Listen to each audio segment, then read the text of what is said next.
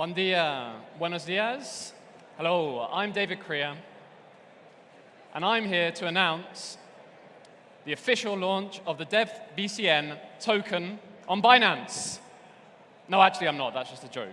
But I am here to speak about crypto, and I am here to speak about blockchain, and I am here to speak about cloud, actually. And why am I here to do that? Well, I'm Mr. Blockchain at GFT.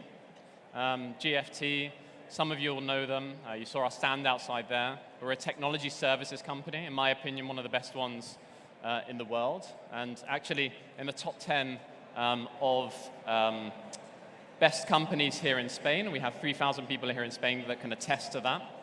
And since I started at GFT, before I was Mr. Blockchain, I was actually Mr. Innovation in capital markets. And in that role, I was dealing with a lot of different technologies. So I was dealing with AI, I was dealing with blockchain, I was dealing with cloud, I was dealing with big data. And these technologies, for me, are really important. And especially cloud and DLT are the ones that I've been very focused on since then. So why also should GFT be speaking about these things? Well, GFT is actually a market leader in both the cloud and the DLT areas. So we're doing hundreds of consecutive projects in the cloud space, and we've done more than 40 projects in the DLT space. We've got thousands of certified developers in both of these technologies, and we've been working on these technologies since 2013. I was actually one of the people that was part of the original pushes for the cloud and also for DLT back in 2013 and 2014. And at that point in time, we got laughed out the room by a lot of these big banks and organizations who said, "You'll never take my data to the cloud. That's impossible. You won't be able to do that. This will be against regulations. We're never going to put public data onto the cloud." And guess what? Now, 7 years later, that's exactly what we're doing. And this is exactly also what's happening with DLT and blockchain. A lot of the people that we went to 5 years ago, 6 years ago, were saying, "We're not going to touch DLT and blockchain. We can't do that. We're not able to do that." Well, actually, they can, and they are, and they're doing that, and we're helping them to do that. And the other thing that we're doing is we're not just working along one particular type of DLT or one particular type of cloud. We're working across all of the big cloud providers. So we have up here AWS, Azure, and also Google Cloud. But we're also working on other different providers as well, right? And in the blockchain space, we're working with I think it's about 10 different platforms and a lot of different smart contract languages. And if you want to learn a little bit more about smart contract languages in more detail, please come to my talk later on today.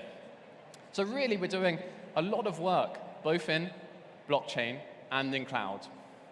And before I go on to the next slide, I want to see who out of the audience here thinks they know more or less why cloud? Why would you use cloud in a project? I don't know if we can see a raise of hands here to see anybody who knows a little bit why cloud, what the basics are. Well, I see one hand, 2 hands. Really? Come on, guys. There must be more people that know about cloud than that here. 3 hands, 4 hands, 5 hands, 6 hands, 7 hands. Okay, good. That's good. Okay, I don't want you to think about why cloud, though. I want you to think, wow, cloud. And the reason that I want you to think, wow, cloud, is because, especially in the area of blockchain and DLT, all of the cloud service providers are actually working on blockchain and DLT and have been doing so for a number of years. So we've got AWS, one of the biggest cloud service providers in the whole of the world. They've been working on cloud provisions for private permission blockchain for a long time. They have their blockchain managed service, which can connect to Ethereum and also to Hyperledger Fabric, and you've been able to do that for the past 5 years. You also have Google, and Google have come a little bit late to this, but they're putting a huge amount of investment into this from an infrastructure perspective, and you can use their infrastructure and their tooling, and we'll go through that in a little bit. But you can also use their marketplace to be able to deploy a wide variety of blockchain applications and also private permission blockchains as well. We've got Azure, and the funny thing about Azure is you often think about Azure as being a little bit less, let's say, innovative than the other clouds. They have this kind of, this stereotype. But actually, in the blockchain space, they've been incredibly innovative. And they've been working since 2014 on how to deploy private permission clouds. They're actually one of the first public clouds to be able to do that. So they've been really pushing this, and we're going to see some of their products a little bit later on today. And the other one is IBM Cloud, so this little cloud symbol here that not that many people might necessarily recognize, because you often think about the big three, right? And IBM Cloud, interestingly enough, although they're not necessarily really very pushing traditional kind of blockchain or connecting to the public networks in a similar way, but as the other ones are, they are actually doing quite a lot in crypto. And we'll speak about that in a bit more detail in a second. And it's not just these ones here. This is our vision of clouds for being Westerners, right? This is how we see the cloud providers. But also, when you actually go into the Asian market, big cloud providers like Alibaba Cloud are also getting into the blockchain and DLT and crypto space. And they're making quite a lot of money from it, right? And the reason that they're making money from it is not because they're working with the big banks or the big industry providers who are normally our clients here in GFT, but it's also because they're working with small startups. They're working with digital native companies that want to be able to build fast, fail fast, like the previous talk, and build quickly, not have necessarily big infrastructure costs at the beginning of their startup. A startup, when it starts up, needs to be able to build really quickly, and cloud is actually one of the bases of this. So to be able to build quickly without having to deploy physical servers, without having to really, have a big infrastructure cost, cloud is actually the way forward, and that doesn't change if you're deploying a token system to be able to represent, some kind of token that you want to be able to, for, I don't know, supply chain or something like that. Or if you're making an application for reserving a dentist for a mobile app, that's exactly the same. And all of the rest of the benefits that you get with cloud are also exactly the same. So we talked about why cloud. Well, often the case is about scalability. It's about scaling fast and being able to scale to client demands. And we'll have a look at some of the technologies in a second. We'll get technical in a second. So I think that'll probably be more enjoyable. But it's about the scalability of cloud and about the security and the robustness of it. So being able to have your application deployed across a number of different availability zones, across a number of different regions, getting it out there to as many people as possible, or as few people as possible when you're in testing mode, and then scaling across the different things. And when you do scale, you can do so much more efficiently, and you can do so at a much lower cost. And that's what cloud gives you. That's the basic benefit of cloud, and that you can bring to your blockchain projects as well. And as well as that, and we'll be going through a few examples of this, the cloud service providers are also building product. So it might surprise you to think that actually cloud service providers, they have cottoned on to the fact that as well as being very involved in IoT and AI, that they also need to get involved in DLT and crypto. And some of them have got products that can be easily deployed inside their cloud services platforms to be able to manage your DLT application or to be able to do something similar using similar types of technology. So we're going to go through all of that now. So we're going to go through some of the cloud solutions that I've brought together today, and some of these solutions are going to show you a few different ways, and these are the kind of more common ways of which you can basically apply cloud to your DLT project. So the first solution that we have here is what I would say the cloud-native approach. So this is a cloud-native deployment. It's done on Google Cloud. It's using a private permission blockchain. And you can see this here on the right-hand side, which is the DAML network, which is basically the DA platform. That's a private permission blockchain, which is deployed inside a Kubernetes cluster. You also have DAML smart contracts, which are basically used to be able to interact with that. And if you want to, again, learn more about DAML smart contracts and blockchain platforms, please come to the talk later on today. And apart from that, we also have a container engine where we have our instances of our front-end applications, which are basically feeding into this. Other than that, everything that we're doing is basically serverless. So we're using Cloud Pub Subs for events that we're receiving from external and internal sources. We are integrating with an IoT system here called Sentience, which is a really interesting IoT system which uses data from your mobile phone, or it uses data from your driving styles, for example, as you're driving. We're also getting information from dash cam footage, and we're ingesting all of this information into the cloud. We're taking the points that are relevant to us from using cloud data flow, and we're ingesting those into a big table database. And then we're basically using BigQuery as a data warehouse to extract the relevant information and pass that to our DAML smart contracts. And the DAML smart contracts, in this case, are what manage the insurance workflows that are relevant to car insurance. And I'm not going to go into the details of exactly what that is and those insurance flows, because we're looking at the tech here. But it's basically how you manage the workflow for an insurance claim and how you do the onboarding for the insurance claim.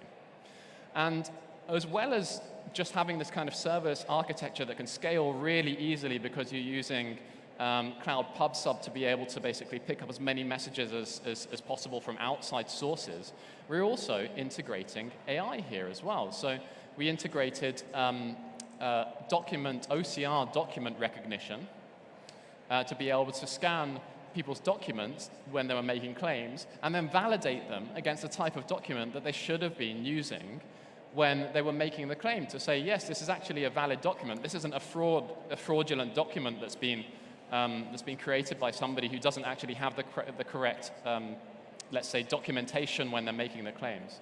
And also the other thing that we were using here was cloud video intelligence. And what we were trying to do here with cloud video intelligence was basically get the dashcam footage and prove whether, using the dashcam footage, the driver was responsible for an accident or not. So when you bring all of these things together and bring all of these cloud-native services and integrate that into the business, which is what we were doing on using the mobile applications and the APIs, then you can create an application which actually spans not just DLT and blockchain, but also IoT, AI, and a lot of different value-added services on top of that. So integrating with different channels, et cetera, et cetera, et cetera. So this is a real cloud-native approach, and this is one of the things that we've been quite proud of, and we showed at a couple of events, and we showed this at Google Next in 2018, and we've done quite a few different cloud deployments which have been quite similar to this since then, making the most of this kind of like cloud-native architecture. So maybe I'll just kind of go on to the next one. So here we have something which we did called Project Genesis. We did this for the Bank for International Settlements. It's kind of, if you think a little bit about the Bank for International Settlements as the bank for central banks. So they do a lot of stuff around central bank digital currency, but in this case we were doing things around digital green bonds. I'm not going to go into the business again. We're going to focus on technology here.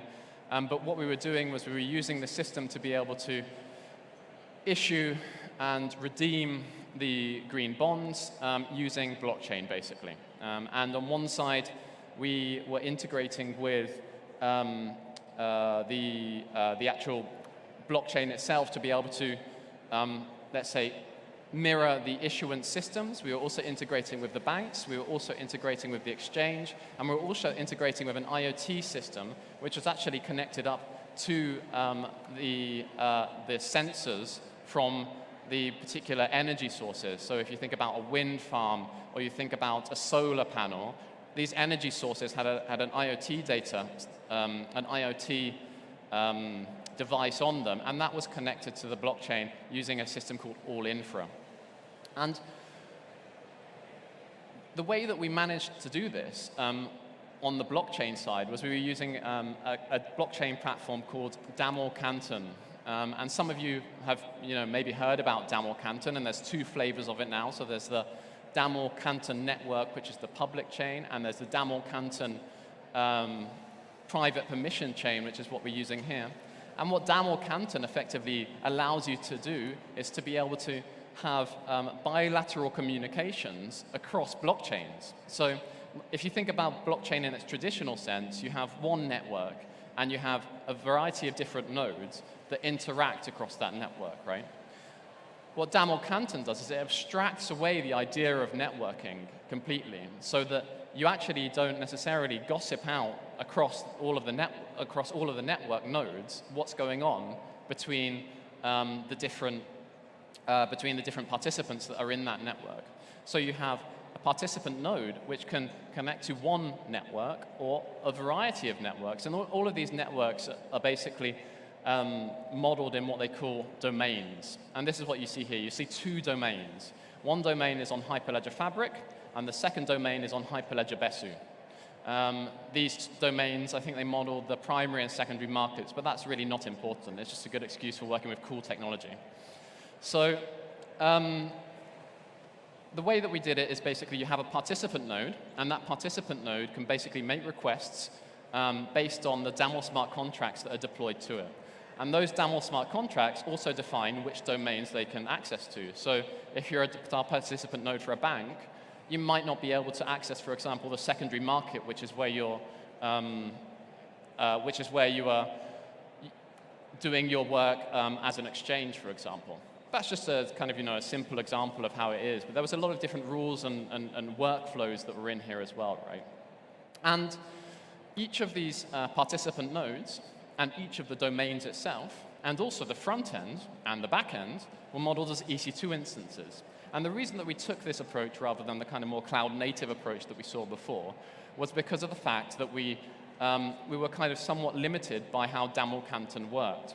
So DAML Canton itself has to use this kind of slightly more static approach rather than using a kind of cloud-native services which can basically send it and scale. So we had to do this, and we built out basically a resource group around that for the EC2 instances that we had divided, and all of the infrastructure was built out in these EC2 instances.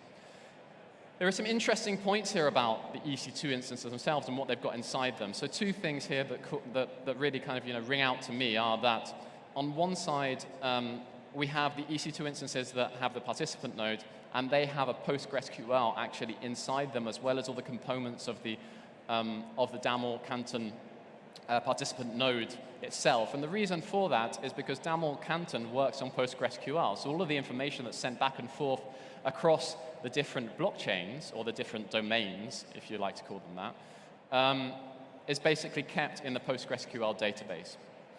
And we couldn't swap that out for some kind of cloud-native database. But when we were designing the interaction on the back end and how we wanted to be able to represent the back end, and how we wanted to be able to save, for example, the certification of who can access it, the user management, all of those kinds of things, we did use a Amazon Aurora database. So we had a bit of a mix between some cloud-native databases and some non-cloud-native databases that we deployed ourselves. The other thing that's quite interesting in this project is that we also we went kind of cloud first in the way that we were managing our code. So I don't think it's actually on this particular architecture diagram, but we did have our cloud in an AWS repo. We did have our code in an AWS repo. So we were managing our deployments via the cloud. So everything, all the pipelines, our code commits, how we managed our code, all the branching, all of that kind of stuff, was actually done on the cloud itself. And every time that you pushed a piece of code, whether that be to the back end, the front end, the DAML, or the infrastructure, it ran through the tests, and then it deployed the code if the test passed. So we were basically, doing a very complicated CI/CD approach to this, and because of that, we could deploy our infrastructure or the DAML smart contracts as we went based on the way that we're working. So it's a kind of quite fluid way of working here, and very kind of cloud first as well. So it's quite an interesting project, and definitely a project that I think you can see a lot more documentation about. There's a white paper about it if you want to read more. I did say that we'd speak about crypto, and I think we should speak a little bit about crypto today. So one of the things that GFT does is we build crypto banks.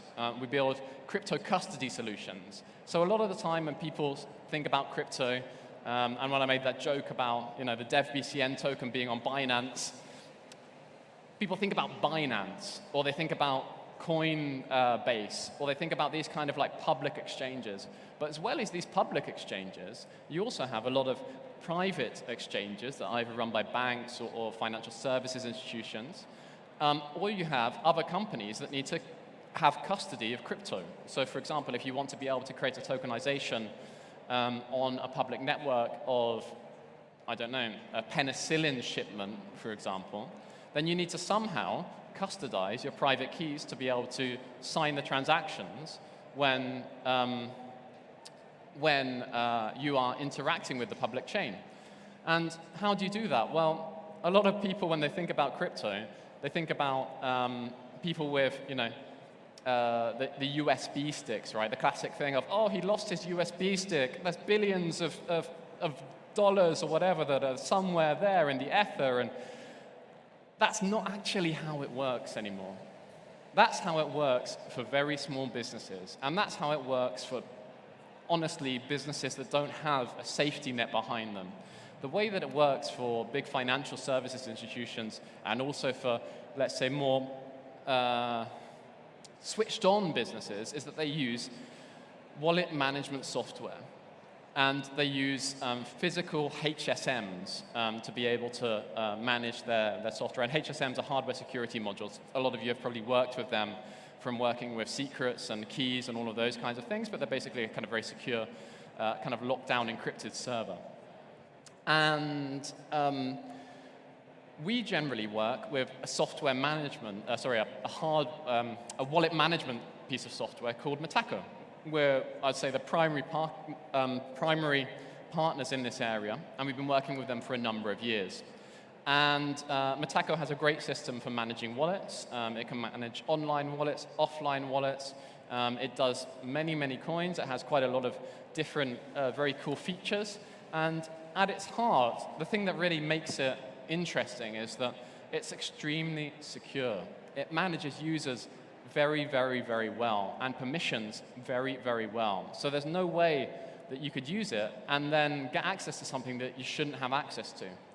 And that's because it has two different systems. So it has obviously the gateways to be able to connect up to the networks themselves, to be able to send and receive transactions to the public network, but it also has a thing called a notary, and the notary basically signs any intent, so any thing that anybody wants to do, and it says, you have the permission to be able to do this.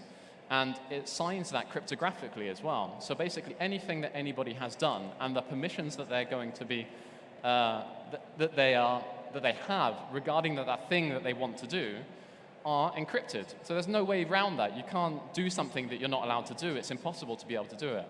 So we really like the Metaco solution. And you can use the Metaco solution either as a SaaS product, so you can basically use their SaaS service, which is great, or you can install it on-premise, and we've done both of those things, and there's a lot of different ways of working with it, right? But the Metaco thing is just the software element. So the Metaco thing is actually not where you keep the keys. They don't do any of the actual custody themselves. They just work on the key management software. So how do you keep the keys? Where do you keep your private keys? Well, you keep your private keys traditionally in a hardware security module, which is in some bunker somewhere, in a server offline. But that's okay if you want a cold wallet and you want to separate out your risk, and every time that you want to be able to move money around or Bitcoin around or Ethereum, whatever it is, you have to go there and move the cold tape over between the server. I mean, it's a bit of a pain, but it does keep the thing safe, right? But what we're actually seeing more and more is that we have hot wallets that are actually deployed to the cloud. And so you have a hot wallet on the cloud, which is always available online and just needs to be signed by the people that basically authorize it. And then you have a cold wallet, which is in a bunker somewhere or a data center or wherever it is. And you can use those two things independently. And why would you have hot and cold at the same time? Well, basically you have somewhere between maybe 10 and 30% of your holdings in hot, and you have probably about 70%, well, maybe a little bit less than that, maybe 60, 50% if you're really brave in cold. And that's basically to protect you, because obviously if everything is offline, then it doesn't matter how good the hackers are. they can't get into there if it's offline. But on top of that, IBM Cloud have been doing a lot of great research and a lot of great implementations in the area of how you protect those keys when they are either in the cloud or in your server, right, in your Linux 1 server in the case of IBM. So what they do is they provide two different things. One of them is a HyperProtect virtual server, and the HyperProtect virtual server sits in front of the HyperProtect crypto services, which is where your HSM is with the private keys. And it basically gives access to the HyperProtect crypto services and your HSMs. And you can use that to be able to sign via the notary, or you can use that to be able to ask for a signature for the blockchain transaction. And then on the other side, they have the HPCS, so the HyperProtect crypto services, which is where the HSM is, which is what I just said. And in there, you have your private keys. But not only do you have your private keys in there, but your private keys are encrypted by a master encryption key. So even if I was clever enough to be able to decrypt the actual HSM, the access to the HSM itself, which is very, very difficult to do, I wouldn't be able to use any of the private keys because they're actually encrypted by a master encryption key. And only people getting together to be able to gain access to that master encryption key, and I can't really go into too much detail about how that is because there's a lot of different ways of doing it, and it's somewhat secret source, shall we say. Can you unencrypt the private keys to be able to then confirm a transaction? So they're kind of like doubly encrypted in a way.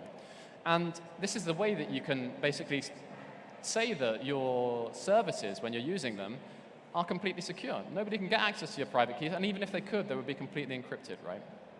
So this is something that we do, and it's exactly the same if you deploy it on cloud and if you deploy it on the Linux 1 server. Obviously, the way that you access it is different. If it's on cloud, then you go directly to it. If it's on your server, you might have to travel to somewhere. You might have to do some kind of like local operations, whatever it is. There's probably going to be some security operations things involved in it. It's all very James Bond, but you have to generally physically be there to be able to approve these kinds of transactions. But other than that, it works in the same way. So those are a few different approaches for how you can organize your deployment. So this slide's got a lot of acronyms in it, right? But what I want to say in this slide is that actually, as well as just the infrastructure things that the cloud providers are using, they're actually building product too, and that's pretty exciting.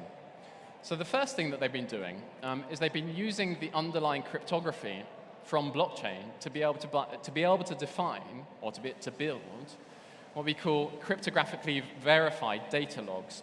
And these cryptographically verified data logs, or crypto databases, as they can be referred to, are kind of almost the opposite of DLT, because the D in DLT is actually distributed, right? Whereas these are centralized solutions.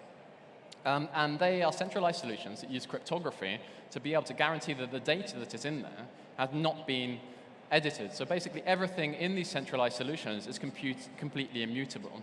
And the way that they do that is they use a Merkle tree. Probably some of you have heard of Merkle trees, but it's basically a little bit like an encrypted DAG, so a direct, an acrylic graph. And basically what it has is that on the tree it has basically the payload of the transaction, and then it has a hash of that transaction, which is basically the signature of that transaction. And as well as in the payload of the transaction, you also have the hash of the previous transaction in the tree. So you're basically saving all of the information that you have in the history of the tree, and you're saving the new information. And once you've saved that, because you've signed it with a cryptographic hash, then there's no way of disputing the data that's on there. And the interesting thing here is that probably all of you, and actually any of you that are looking at your mobiles now are probably actually using it right now. I can see you, by the way. A lot of you have probably used this morning, because this underpins the internet as we know it. So Trust Fabric is developed by Google, and this is based on a product called Google Trillion. And Google Trillion is using a thing called certificate transparency. Certificate transparency is what your browser uses. Well, it's actually the certificate authority list that your browser uses whenever it does a HTTPS call to be able to validate that the certificate that's being provided is actually from a valid certificate authority. All of these certificate authorities are based on Google Trillion databases. And Google Trillion databases are used by Google and universities and other big tech companies to be able to underpin security in the internet. Oop. Where's our presentation gone? You can see it down here.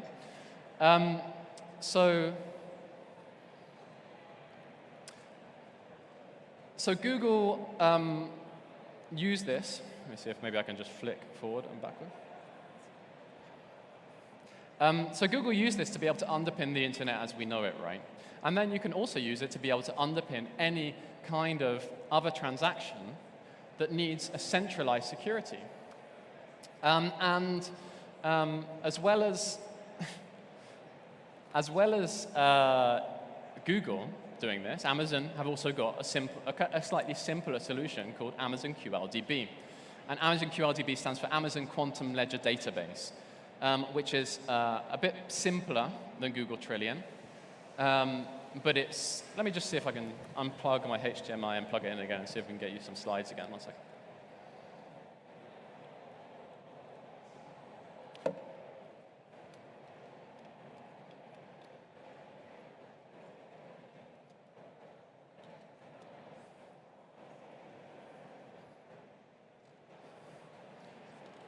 Don't know. I can see the slides.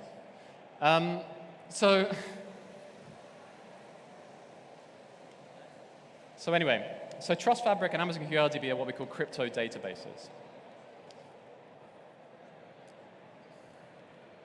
Sorry, can we get someone from the technical team to have a look at why the slides are not up here, please?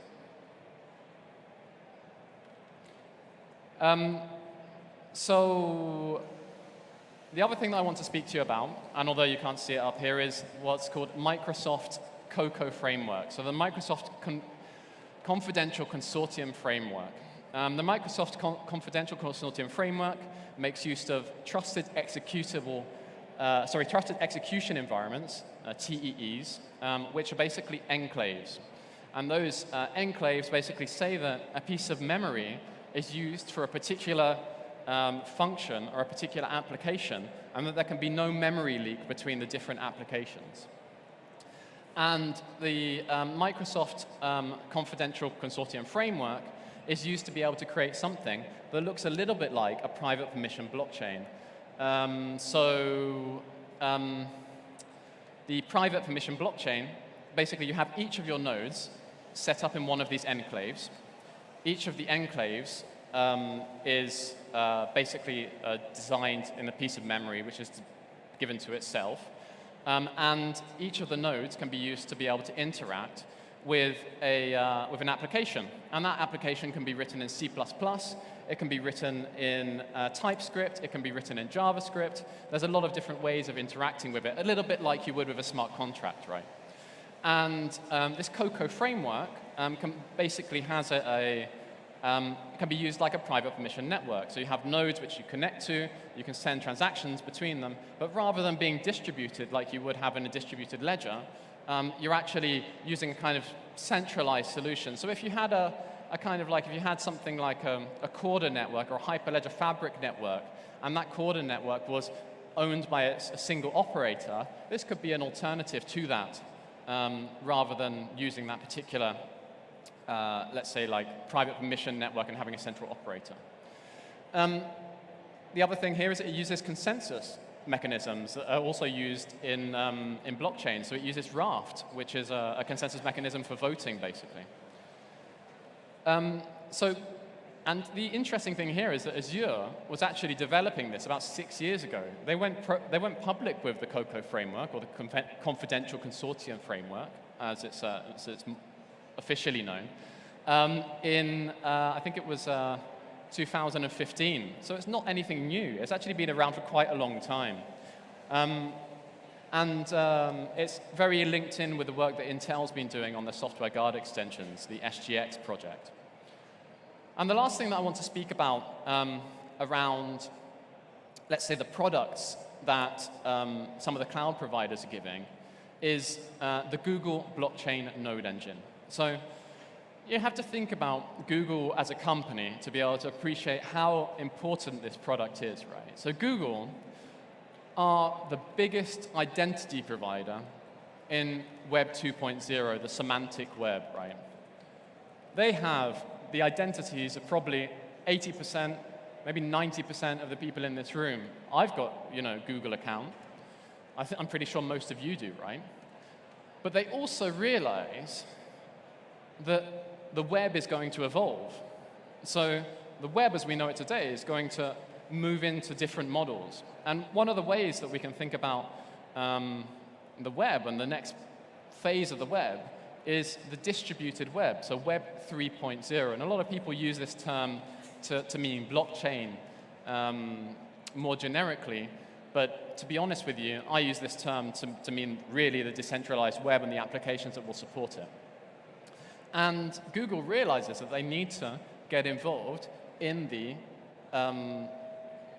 Web 3.0 or the decentralized web, where people won't necessarily use identity providers, where people have their identity maybe kept in their digital passport, which is owned by the European Commission, for example, as part of the DevBcn network, right, which is the European Blockchain Service Infrastructure Network, to be able to keep your data.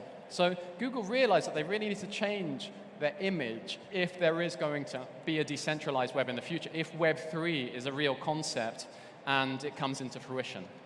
So what are they doing? They're starting to work with infrastructure providers. So they're starting to work with exchanges. They're starting to work with token providers. They're starting to work with the companies that are building the web of the future. So people like Coinbase are working with them. Dapper Labs are working with them. There's quite a few others, right? And what they're doing is they're building, they're giving them the cloud stuff that we saw before, so you could use GKE or whatever it is to be able to underpin your infrastructure. But B, they're building things like the Google Blockchain Node Engine. And the Google Blockchain Node Engine is an alternative to using some of the more, let's say, traditional methods to be able to connect to the public blockchains. So whenever you have a blockchain, a public blockchain, and you want to connect to it, you need to have a client node to be able to connect with a full node, which is basically deployed onto the blockchain. And the way that you can do that is you can use Geth, which is the traditional way of building out a blockchain node, or you can use a blockchain node engine provider. The typical ones are Infura or Blockdaemon. Some of you might have heard of them. And Google has basically now provided a service that deploys these nodes and does all of the maintenance and the health checks that you need, so that you don't have to, on one side, go to an external third party if you don't want to, and on the other side, you don't have to do any of the maintenance on your own node. So, and that's really great. And also, when you're using this service, you're getting a dedicated node. So it's not going out to a node farm, which is the case with Infura and Blockdaemon most of the time. But you're actually getting a dedicated node, and it's efficient, and it can scale in the way that you want to be able to use it. So, and it's very easy to use. It's an API which deploys a node in a section of minutes. I've used it myself, and you basically just use an API, and you can call that API however you want to. So you can actually integrate it with your infrastructure as code, whatever it is that you want to be able to do it. So it's super interesting to see Google getting so involved in this, and I'm really happy about that, because for a while they were a little bit on the edge of, are we going to get involved in Web 3? And I can see that they totally are now, which is great. So I keep clicking the slides, which is a bit silly, really, seeing as you can't actually see them. But how do you get your project off the ground? Well, the first thing that you need to do to get your blockchain project off the ground is choose your DLT blockchain platform themselves. Your choice of your blockchain platform is more about how you want to define your project. So if your project has IoT in it, for example, or if your project has a high number of users, or if your project is maybe in financial services, or you need to do a lot of maths around the edge of your smart contracts, then maybe you want to go with a particular blockchain platform and smart contract provider. this is how you define, really, in my opinion, which DLT and which blockchain platform you're going to use. It's based on your functional needs, not just on your technical needs. The second thing that I think is important is using a security-first approach. So anything outside of just pure experimentation, we are using a security-first approach at GFT. We have security specialists inside GFT that are working alongside our teams, double-checking the smart contracts that they're deploying, double-checking all of the back-end integrations, all of the front-end integrations that integrate with those deployments, and double-checking the way that we are providing the infrastructure on the DLT side and also on the cloud side to make sure that that whole process is secure. You have to do that if you're working with crypto, because it's effectively working with money. And if you're working with money, as anybody knows, you have to have a security-first approach. So we do that. And we also work with third-party security audit teams that basically come in afterwards and audit our work as well, right? And then you need to select your deployment type. So, like we saw earlier on today when I had slides, are you going cloud native? Are you doing something which is a little bit hybrid? Are you going to do something which is on-premise and off-premise because of security questions? What's your approach? You need to really have an idea of that. And then, once you've done that, you can build your application, get your hands dirty, you can deploy, redeploy, and have fun, my friends. And that's how you can take your blockchain project to the moon.